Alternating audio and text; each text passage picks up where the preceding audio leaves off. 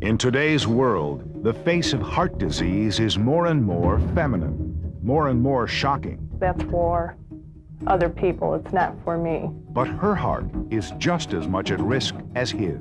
Heart disease is an equal opportunity killer. Death and disease are equal.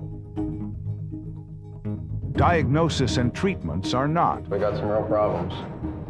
Real experts. She dies at twice the rate in the hospital. Real patients. Just denying that I was having a heart attack. Women speaking from the heart, for the heart, in her heart, woman to woman.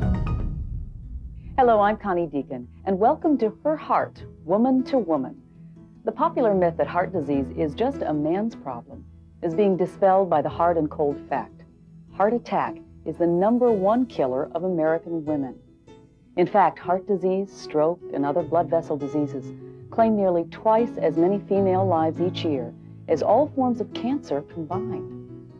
In the next half hour, we're going to hear from women who want to warn other women and their families about the dangers of heart disease and what can be done to combat it. We begin with a dramatic story of denial, delay, and death.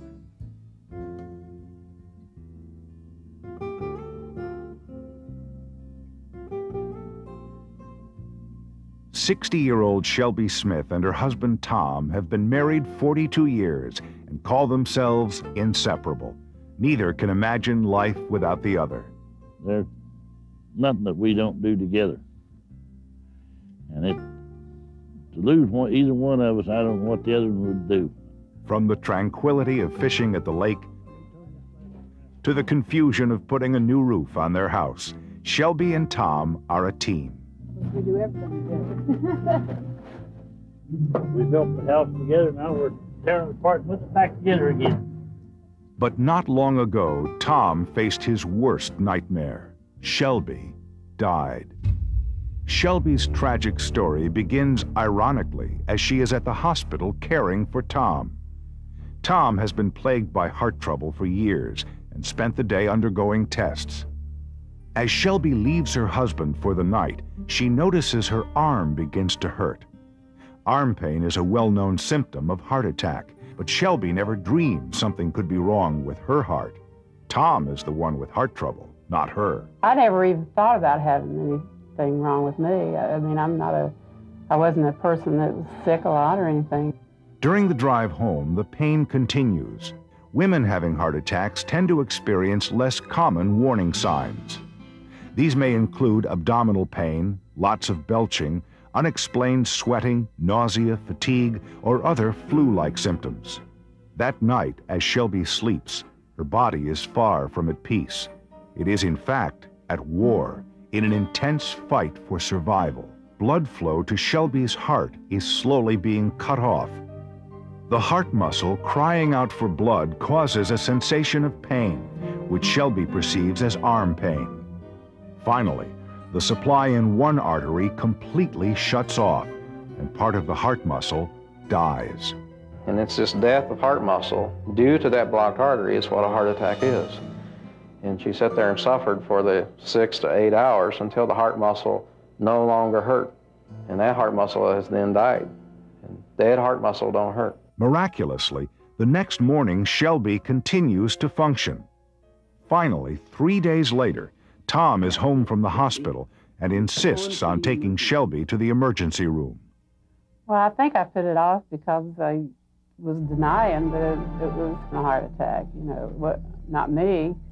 You know, that happens to other people. It don't happen to me.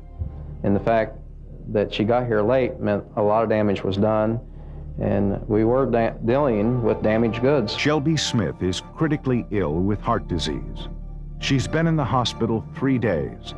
Doctors now hope she is stable enough to withstand a catheterization. The procedure gives doctors a roadmap to make repairs by providing an inside view of the arteries. During catheterization, Dr. Blankenship confirms the worst. Shelby needs bypass surgery to restore blood flow to portions of the heart muscle which are still alive. There is no time to spare. But while Shelby is being prepped for emergency surgery, her heart suddenly stops beating. Shelby goes into full cardiac arrest. Doctors work desperately to revive Shelby. Besides her heart, they are worried about damage to her brain due to the lack of blood flow. Shelby is someone's wife. Shelby is someone's mother. And when someone becomes so sick or gravely ill and at risk for dying, you just feel for them. You just hurt for the family. I just felt the Lord was going to keep her with us because that was the only chance that she had. For almost 15 minutes, Shelby Smith remains clinically dead. Then, finally, doctors get a pulse. 95 over 56, heart rate about 81, 82. But without immediate surgery to restore blood flow to her heart, Shelby will not survive. Can she make it through the procedure in her perilous condition? Find out when her heart returns. And now, back to her heart, woman to woman. Bypass is an operation where every millimeter counts. Veins and arteries are taken from other parts of the body and connected to the coronary arteries to bypass areas of blockage. This is the vein we took from the leg, and this will serve for maybe 2 or 3 bypasses. A woman's veins are smaller than a man's, which makes the procedure more complex. Women die at nearly twice the rate of men during or after bypass, a fact often explained because they are smaller, older, and sicker. But these things can't be changed. So we have to think about prevention before we get to the stage of needing bypass surgery. But for Shelby Smith, any talk of prevention comes too little, too late.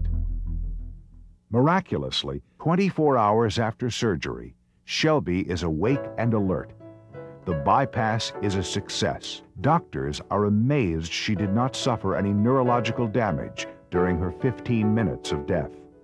It was almost unbelievable how well she did and how well she's done since that time. And that's why I get up in the morning and go to work. That's a miracle sitting here beside of me, because without great doctors and the Lord, I wouldn't have somebody sitting here beside of me today efficient. It's hard to believe that I was dead and then I come back to life.